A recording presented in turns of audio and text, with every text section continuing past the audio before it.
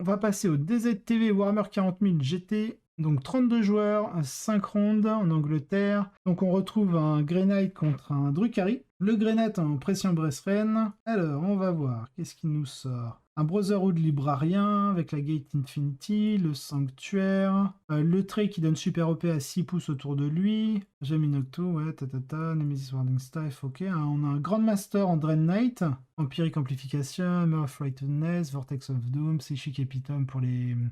ça c'est le trait de seigneur de guerre, je crois, pour mettre des blessures mortelles en plus sur ses Witchfire. Sur le premier Witchfire, je crois qu'il lance. Et Vortex of Doom, je crois que ça marche pas sur les mortels que tu fais en supplément. Gatling Psylancer, Evic Psycanon, la Grid Sword, le Servant of Throne, le Sigil, ok, en seigneur de guerre, et on a un Kaldor Drago. En troupe, on a 3 strikes, tous en sword, je regarde, oui, tous en sword. Ensuite, on a une unité de 2, 3, 4, 5, 6, 2, 3, 4, 5, 6, 7 paladins, avec 2 psycanons, 2 halbardes,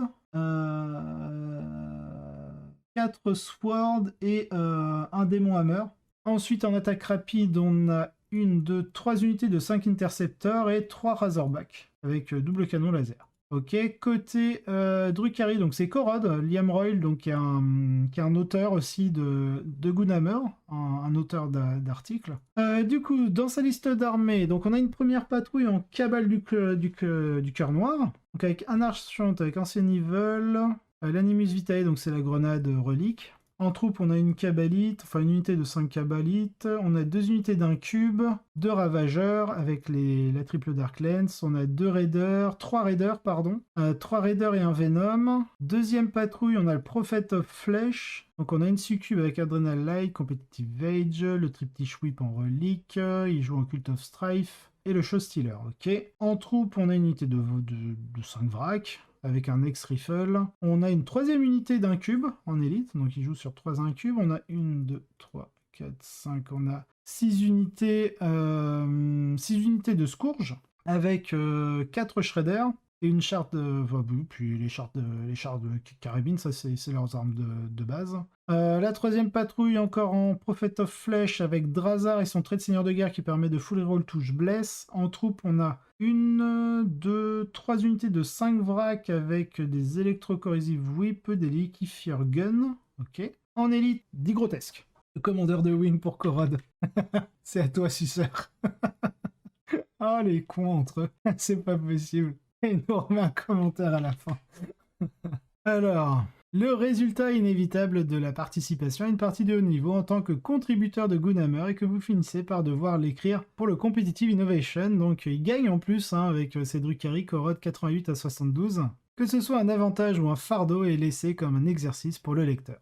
J'ai gagné les GT en octobre et en janvier, et à chaque fois j'ai joué contre JSC Grey Knight. La différence cette fois-ci était que cela se passait au 5e tour et non au 2e, et que nous étions tous deux invaincus à la fin. Jay a fait un bon parcours récemment avec ses Chevaliers Gris, réussissant un week-end sans défaite au GT de Birmingham et grimpant dans le classement ITC, alors que j'ai à peine eu l'occasion de jouer. Cependant, les Grey Knights est un match-up où je me sens très confiant, même après leur nerf. Les Drukhari s'échangent très bien contre des Space Marines et les Grey Knights ne sont au fond que des Space Marines chers. Peu importe le nombre d'outils que vous avez dans votre boîte à outils, si tous les gars qui les livrent sont morts, d'avoir reçu un clève au visage, c'est toujours ce que je prévois de faire avec les Grey Knights. Lancer des incubes sur les gars en armure de puissance, donc en armure énergétique, qui essaient de se déployer et de marquer des points primaires, prise de strangle ou des rituels de purification, et les compromettre de façon permanente pour qu'ils ne puissent plus faire ces choses. La liste de Jay a un peu changé depuis la dernière fois que nous avons joué, avec 3 Razorbacks pour ajouter un anti-tank à longue portée et protéger ses intercepteurs. Et une brique de taille moyenne de paladin bénéficiant de l'armure du mépris pour les rendre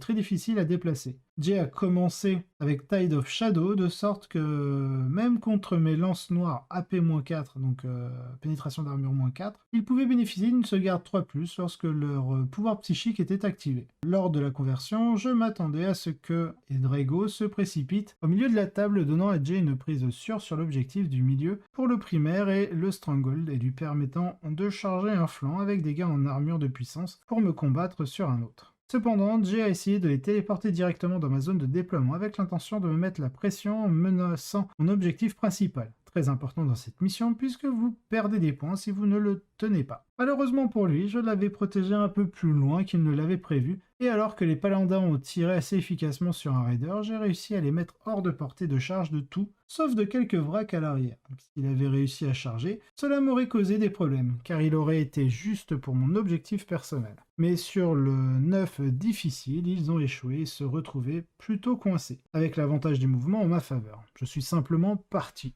Les vracs du champ de bataille ont pu rester hors de portée de la charge des paladins tout en atteignant l'objectif, et tout le reste est parti sur ma droite, vers le centre du plateau. La seule fois où ils sont entrés en mêlée, c'était pour tuer 5 guerriers cavaliers qui avaient déjà récupéré des données et qui restaient là pour garder la main sur mon objectif en haut à gauche. Avec les paladins isolés, je pouvais me concentrer sur le plan que je voulais jouer. Autour d'eux, j'ai tué 20 corps en armure de puissance, en plus de ligoter 2 Razorbacks et de tuer l'autre. Cela a immédiatement limité son score et sa capacité à s'occuper de mes ravageurs. Il n'a pas été aidé par l'incapacité comique de Draigo à faire quoi que ce soit. Après avoir chargé 3 gros tests, dont un était déjà blessé, il a réussi à leur faire exactement une blessure de plus, avant qu'il ne riposte et le gifle bêtement, le faisant passer de plein à mort, en une seule phase de combat. Ah ouais, c'est un peu la loose.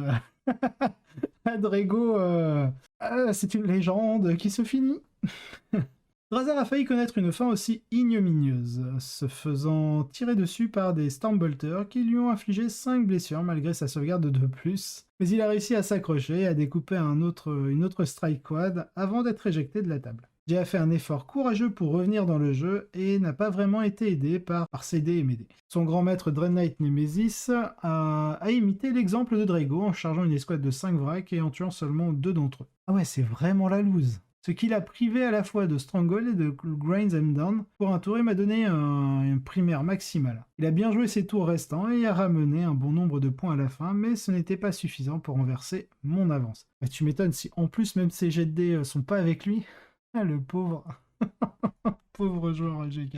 Ah la loose quand ça arrive. Il n'y aura pas de vie avec lui après ça. Et du coup il y a des chances que Korod chambre un peu wing, etc. Enfin l'équipe. Donc Korod gagne, arrive à la première place avec ses Drukhari. Je n'avais pas joué cette liste particulièrement avant le tournoi, mais je l'ai beaucoup appréciée. Je pense qu'elle survit assez bien à la transition vers le Nephilim, comme les Drukhari le font habituellement. Elle joue bien les missions, et même si je vais devoir mélanger un peu mes secondaires, elle devrait être capable de faire face au changement. La modification la plus probable est de laisser tomber l'Animus VTI sur l'Archon, car il s'agit d'un accessoire plutôt qu'un élément essentiel. L'armure de mépris nuit un peu au grotesque, puisqu'ils sont réduits à AP-1 effectif, mais ils ont le poids des attaques pour compenser en supposant qu'ils touchent. Ce que les miens ne font pas de manière fiable. Les améliorations du raider sont aussi peut-être un peu inutiles, mais elles sont amusantes et le fait de pouvoir faire des pros de choc ont été utiles dans mon match contre les Eldar au 4e tour en particulier. Les rangers qui tenaient un objectif au milieu du terrain ont été très rapidement éliminés par un raider Tokyo qui a dérivé vers eux, ce qui m'a évité d'avoir à dédier une vraie unité à cette tâche. Dans l'ensemble, c'est très amusant à jouer, et fait tout ce que je veux que le Drukhari fasse. Aussi un grand merci à tout le monde, à Factorum et Liam de DZTV pour avoir organisé un grand événement, et merci à tous mes adversaires qui ont été uniformément très amusants à jouer contre. Pour le reste du BS, donc on a un Tyrannide, la liste est manquante sur BCB, mais d'après Liam, il jouait Léviathan avec 25 guerriers, 3 Carnifex et en support un tyran ailé. T'as 25 guerriers. J'ai fini à 3ème place avec ses Grey Knight. On a Liam à la 4ème place avec ses Hail of Doom et Mobile Fighter. Ensuite, on a un joueur à Eldari à la 5ème place, similaire aussi donc en Hail of Doom. Un Avatar et Dragon de Feu. Et enfin, en 6ème place, on a un Tau en Farsight Enclave avec des millions des basillions de Crisis Suit.